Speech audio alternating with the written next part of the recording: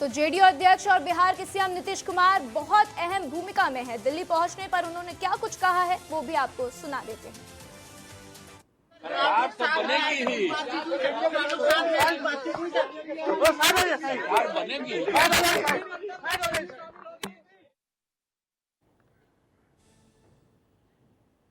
उत्तर प्रदेश में बीजेपी को बड़ा झटका लगा है। 5 साल पहले 62 सीटें जीतने वाली बीजेपी इस बार 33 सीटों पर सिमट गई। वोट शेयर भी 50% से घटकर 41.3% रह गया।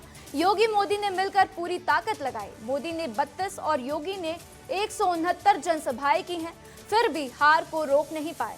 सपा ने बीजेपी को केंद्र में पूर्ण बहुमत से दूर कर दिया है। तो इस चुनाव में सपा देश की तीसरी सबसे बड़ी पार्टी बन गई है। 37 सीट जीती है। पिछले लोकसभा चुनाव में 5 सीटें जीती थी। सपा का वोट शेयर भी 18% से बढ़कर 33% हो गया है। तो आज होने वाली एनडीए और इंडिया गठबंधन की बैठक में शामिल होने नीतीश कुमार और तेजस्वी यादव दिल्ली पहुंच चुके हैं।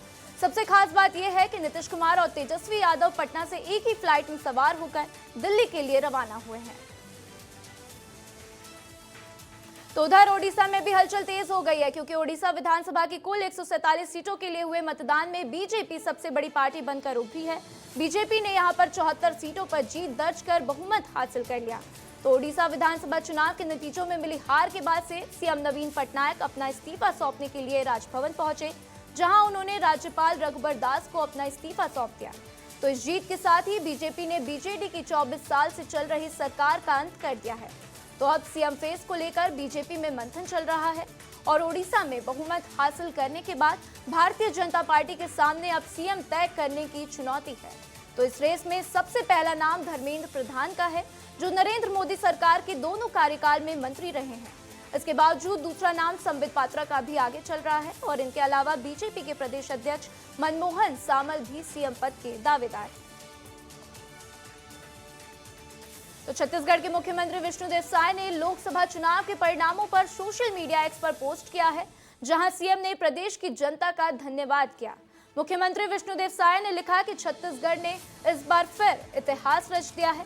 जनता ने मोदी की गारंटी पर भरोसा दिखाया, भरोसा करते हुए फिर से विजय दिलाया है और जनता कार्यकर्ताओं का हृदय से आभार व्यक्त करता हूं।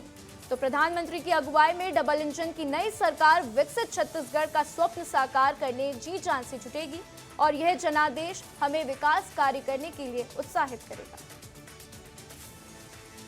तो छत्तीसगढ़ की राजनीति में बृजमोहन अग्रवाल वो नाम है जिसे आज तक हर चुनाव में सफलता मिली है। कोई भी चुनाव उन्होंने नहीं हारा है। 8 बार लगातार विधायकी का चुनाव जीतने के बाद से बृजमोहन अग्रवाल अब लोकसभा सांसद का भी चुनाव जीत गए हैं।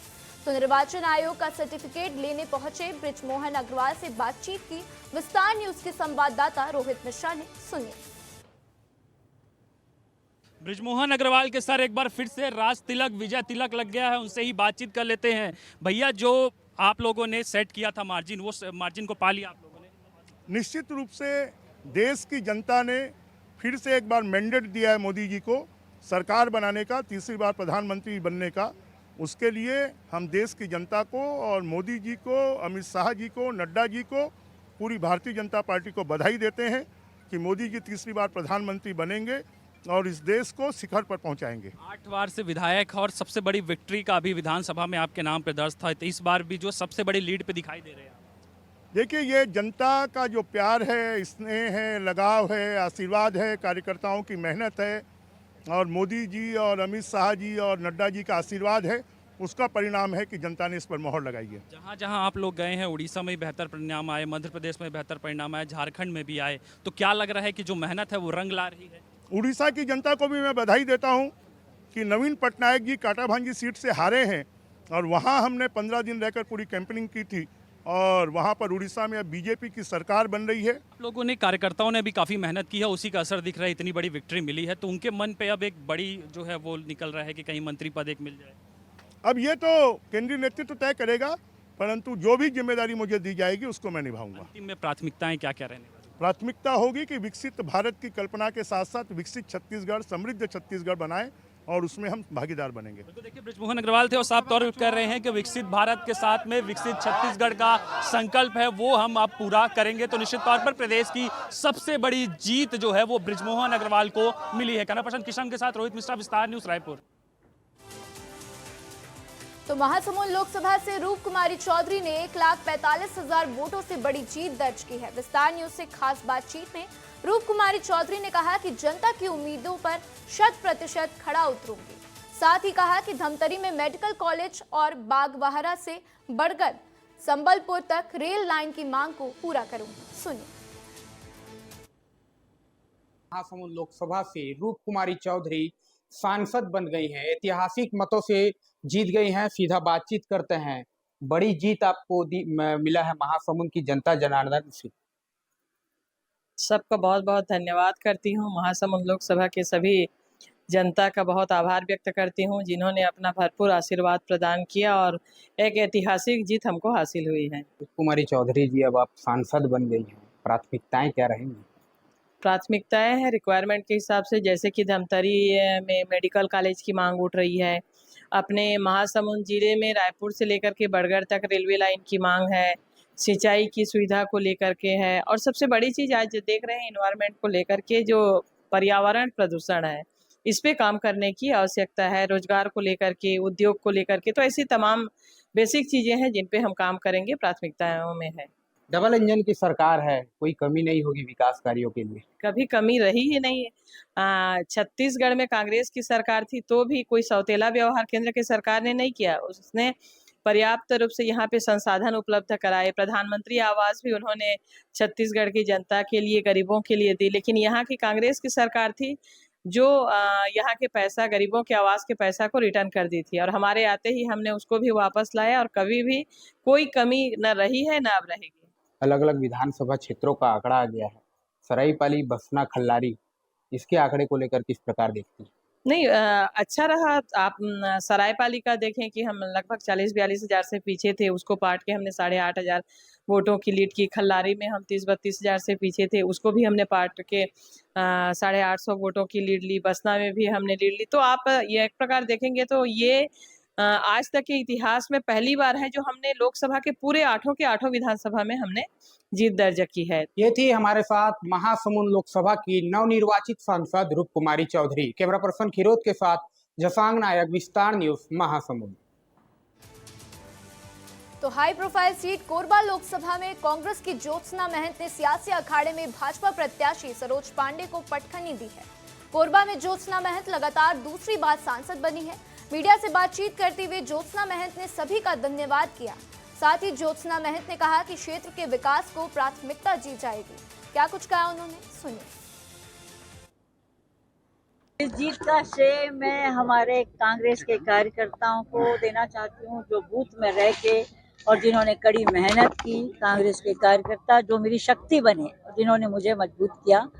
मैं इसके बाद महंत जी को देना चाहती हूँ, मेरे पूरे परिवार को देना चाहती हूँ जिन्होंने मेरा साथ दिया। पिछली बार भी वहाँ से मुझे माइनस मिला था यहाँ से, और मैंने उनका काम किया। मेडिकल कॉलेज मैंने कोरबा में ही खोला था और आज भी कहती हूँ कि कोरबा में भी वैसे ही तरीके से काम करूंगी जैसा करती रही। चुनाव परिणाम में सबकी नजरें प्रत्याशियों के बीच हार जीत के अंतर पर टिकी रहती है। 2024 के लोकसभा चुनाव में यदि छत्तीसगढ़ के परिणामों की बात करें तो भी कांकेर में बीजेपी के भोजराज नाथ ने 1884 वोटों से जीत दर्ज की, जो लोकसभा चुनाव में प्रदेश की सबसे छोटी जीत है। आपको बता दें कि पहले राउंड में बीजेपी के भोजराज नाथ ने बढ़त बनाए हुए थे। 7वें राउंड तक 37,727 वोटों की बढ़त बना लिया था, लेकिन 8वें राउंड में पहली बार कांग्रेस ने 864 वोटों की लीड ली। इसके बाद उठापटक का सिलसिला चलता रहा। बताते चलें कि गिनती के दौरान इनमें से 1333 डाक मतपत्रों को रिजेक्ट कर दिया गया था, जिसका कांग्रेस ने विरोध किया और पुनर्गणना के लिए आवेदन किया। इसी वजह से कांकेर लोकसभा का परिणाम गिनती के बावजूद काफी देर तक रोक कर रखा गया था। क्या कुछ कहा है भोजराज नाथ ने, सुनिए। भारतीय जनता पार्टी के द्वारा हमारे प्रत्येक कार्यकर्ताओं के द्वारा जिस प्रकार से एक एक बूथ में जाकर के मेहनत किया गया, उसका परिणाम है। निश्चित रूप से भारतीय जनता पार्टी राष्ट्रीय नेतृत्व प्रदेश नेतृत्व और जिला संगठन के लोगों ने जो आशीर्वाद मुझे दिया था, यहाँ का प्रत्याशी बनाया था, ये कार्यकर्ताओं की जीत है और क्षेत्र के जनता जनार्दन की जीत है। भगवान श्री रामचंद्र जी का आशीर्वाद है और बस्तर क्षेत्र के देवी देवताओं का आशीर्वाद है, जिससे मुझे सफलता मिली। राजनांदगांव इस बार लोकसभा चुनाव में हॉट सीट बना रहा। रोचक मुकाबले में बीजेपी प्रत्याशी संतोष पांडे ने पूर्व मुख्यमंत्री भूपेश बघेल को करारी शिकस्त दी है। लाखों वोटों से जीतने का दावा करने वाले दोनों ही नेता अपने भीतर घाती संभावनाओं को टटेलते हुए मैदान में डटे रहे, लेकिन भूपेश बघेल को कहीं न कहीं स्थानिक कार्यकर्ताओं के बाहरी प्रत्याशी को लेकर नाराजगी को लगातार बने रहने की वजह से नुकसान हुआ। आपको बता दें कि संतोष पांडे के कैंपेनिंग में केंद्रीय नेताओं और कैडर बेस कार्यकर्ताओं ने अपनी रणनीति के सफल संचालन में महत्वपूर्ण भूमिका निभाई है।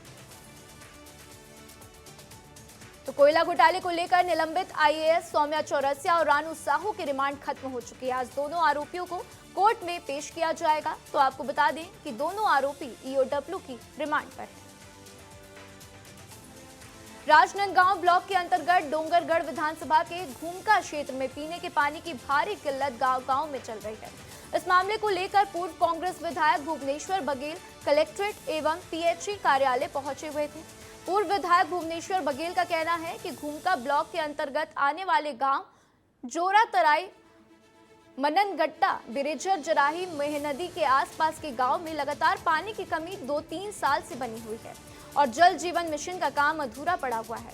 तो कहीं टंकी अधूरी बनी है तो कहीं पाइपलाइन भी अधूरी बिछी है। हमारे गांव में विगत 2.5 साल से पानी टंकी का हो रहा है, पर अभी तक वो अधूरा है। बहुत परेशानी हो रही है मतलब गांव के लोगों को। अधूरा पड़ा है पूरा रोड वर्क का भी, पूरा पाइप के लिए सब रोड को खुदा करे है, उसको भी कंप्लीट नहीं करे है। प्लस 25% बस पानी जा रहा है घर घर में, बाकी 75% पानी नहीं जा रहा है। और इतना गर्मी में लोग भारी परेशान है। हमारे घर में आते हैं, मैं खुद अपने घर से पानी दे रही हूँ, पर स्वाभाविक नहीं कि मैं पूरे गांव को पानी दे सकती। इसीलिए मैं शासन प्रशासन से निवेदन करती हूँ कि जल्द से जल्द इसका आप कार्रवाई करें, नहीं तो हम लोग आंदोलन करेंगे इसके खिलाफ। तो वोटों के आंकड़े क्या कहते हैं, तो चलिए आपको बताते हैं। लोकसभा चुनाव में 2024 में बीजेपी को 59.28% वोट मिले। तो वहीं अगर 2019 की कर ले तो 58% वोट मिले थे। तो इन आंकड़ों के हिसाब से देखा जाए तो 2019 के मुकाबले 2024 में 1.28% वोट शेयर बीजेपी का बढ़ गया है।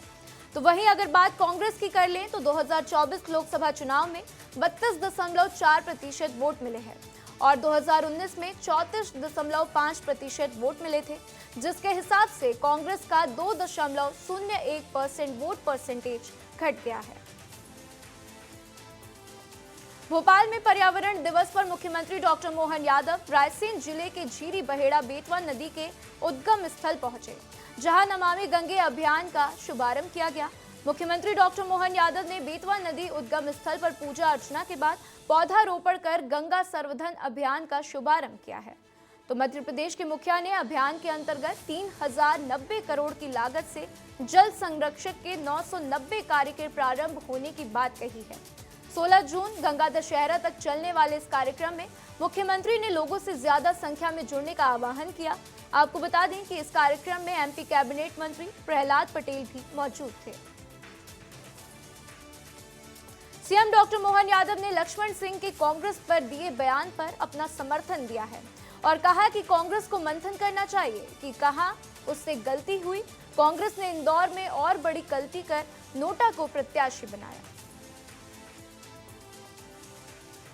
विश्व पर्यावरण दिवस पर रावतपुरा देवस्थानम के संत श्री रविशंकर जी महाराज ने कहा कि हर व्यक्ति को पर्यावरण पर ध्यान देना चाहिए और पेड़ लगाना चाहिए। तो पेड़ जो होते हैं वो संत का रूप होते हैं, जो कि समाज को देते हैं और लेते कुछ भी नहीं है। इंदौर लोकसभा सीट का परिणाम इस बार चर्चा का विषय बना रहा है, जहां पर बीजेपी प्रत्याशी शंकर लालवानी ने रिकॉर्ड वोटों के अंतर से जीत दर्ज की। शंकर लालवानी के रिकॉर्ड जीत पर मंत्री कैलाश विजयवर्गीय ने इंदौर जीत का श्रेय अक्षय कांति बम को दिया है। कैलाश विजयवर्गीय ने कहा कि शंकर लालवानी के रिकॉर्ड को अब कोई भी तोड़ नहीं सकता और इसका श्रेय अक्षय कांति बम को ही जाता है।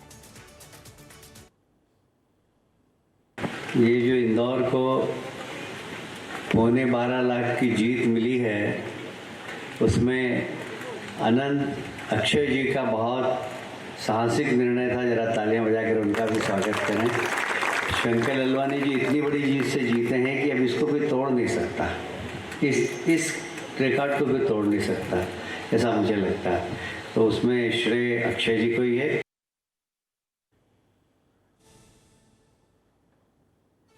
पूर्व सीएम कमलनाथ का बयान सामने आया है, जिसमें उन्होंने कहा कि एमपी में केवल एक सीट की बात नहीं है, इतनी लंबी हार हुई है, ये सोचने की बात है। इसकी हम समीक्षा करेंगे। देश में इंडिया गठबंधन के अच्छे परिणाम आए हैं। हमारे गठबंधन के परिणाम आने वाले समय ही राजनीति को नया मोड़ देंगे। समीक्षा करेंगे कि केवल एक सीट की बात नहीं है, कितनी लंबी हार हुई है, ये भी एक सोचने की बात है। पर देश में हमारा गठबंधन का अच्छे परिणाम आए। जो मोदी जी कहते थे 300 पार 400 पार, तो 240 पार, और हमारे गठबंधन की अच्छी सीटें आई हैं। अब ये अगली आने वाले समय की राजनीति को एक नया मोड़ देगी। इंडिया सरकार बन रहा है कि सरकार बन रहा है? अभी नहीं, अभी तो ये इनका गठबंधन है। गठबंधन से कोई हटता है तब सोचा जाएगा। जबलपुर लोकसभा सीट में बीजेपी ने प्रचंड बहुमत से जीत हासिल की है। 20 सालों के बाद से जबलपुर को संसद के रूप में एक नया चेहरा आशीष दुबे के रूप में दिया है। तो वही बता दें कि आशीष दुबे ने 4,86,000 वोटों से जीत हासिल की है। मध्य प्रदेश में बीजेपी सभी 29 सीटें जीत गई है। ग्वालियर चंबल अंचल में जहां कांग्रेस को जीत की उम्मीद नजर आ रही थी, तो वहां भी कांग्रेस को हार का सामना करना पड़ा। इसके पीछे के कई कारण हो सकते हैं, लेकिन एक बड़ा कारण आपको बता दें कि विधायक रामनिवास रावत का पार्टी छोड़ना भी बताया जा रहा है। इसी बीच विस्तार न्यूज संवाददाता अनिल गौर ने उनसे खास बातचीत की है, सुनिए। इस वक्त हमारे साथ बीजेपी के नेता रामनिवास रावत जी मौजूद हैं, उनसे बात करते हैं। सर, सबसे ज़्यादा उम्मीद यही थी, लेकिन सबसे बड़ी वजह आप भी बताए जा रहे हैं, क्योंकि एन वक्त पर जब आपने कांग्रेस छोड़ी, उसके बाद पूरा माहौल चेंज हो गया कांग्रेस। कुछ कारण तो होते हैं, कुछ न कुछ कारण सामने आते हैं और माहौल में परिवर्तन हुआ। जब टिकट की बात आई थी तब हमने मना किया था कि टिकट ऐसे व्यक्ति को मत दो जो पार्टी का ना हो। ग्वालियर चंबल में तीनों सीटें हम जीत सकते थे, प्रदेश में 4-5 सीटें और हम कांग्रेस जीत सकती थी, लेकिन एक भी सीट नहीं जीत पाई। ये भी मध्य प्रदेश के इतिहास में पहली बार हुआ है। आपको पहले से ही एहसास हो गया था कि मध्य प्रदेश में कांग्रेस का परफॉर्मेंस बिल्कुल जीरो रहेगा, सभी सीटें हारेगी, इस वजह से एन वक्त पर कांग्रेस को छोड़कर बीजेपी में शामिल हो? नहीं, एन वक्त पे नहीं गया मैं, कुछ हालात और परिस्थितियों के कारण कांग्रेस छोड़ के गया। जब मुझे ये लगा कि कांग्रेस में मेरा कोई समर्थक नहीं है। CLP लीडर आप ऐसे व्यक्ति को बना रहे हो जिसकी कोई वॉइस नहीं है,